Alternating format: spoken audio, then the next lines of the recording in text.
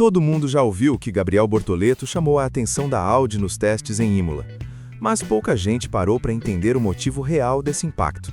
Não foi apenas uma boa volta, nem um detalhe isolado. O que aconteceu ali mexeu com a leitura técnica da equipe alemã e mudou a percepção sobre o brasileiro dentro do projeto.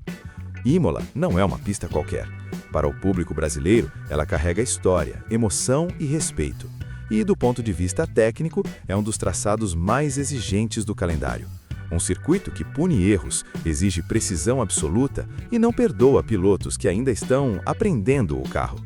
Justamente por isso, ela virou um teste silencioso de fogo para Bortoleto. O próprio Gabriel já deixou claro que considera Imola o maior desafio da sua carreira até agora, mais difícil até do que pistas modernas como Jeddah. Um circuito onde você precisa entender o carro em cada detalhe.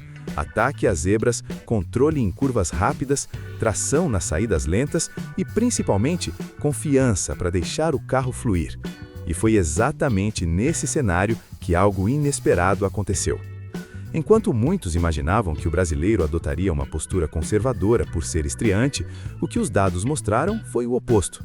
A telemetria revelou um piloto extremamente confortável com o limite do carro. Bortoleto atacava as zebras com consistência, mantinha a estabilidade nas transições de alta para baixa velocidade e, principalmente, soltava o carro nas saídas de curva com uma maturidade incomum para alguém no início da trajetória na Fórmula 1. Mas o impacto real só fica claro quando olhamos para o outro lado da garagem. Nico Hülkenberg não é qualquer referência. São mais de 200 GPs disputados, anos de experiência e um perfil técnico que sempre foi valorizado dentro das equipes. Ele era, naturalmente, a régua interna da Sauber para medir o nível do brasileiro. E o que se viu em Imola surpreendeu até os mais otimistas. Ao invés de perder tempo para se aproximar, Bortoleto se colocou rapidamente no mesmo patamar de performance. Em vários momentos, foi mais rápido, algo que poucos novatos conseguiram fazer diante de um veterano desse calibre. O equilíbrio entre os dois passou a ser visível não só em classificações, mas também no ritmo de corrida. Esse contexto fez toda a diferença para a leitura da Audi. Não se tratava apenas de um talento promissor, mas de um piloto capaz de entregar resultado imediato em um ambiente técnico extremamente exigente.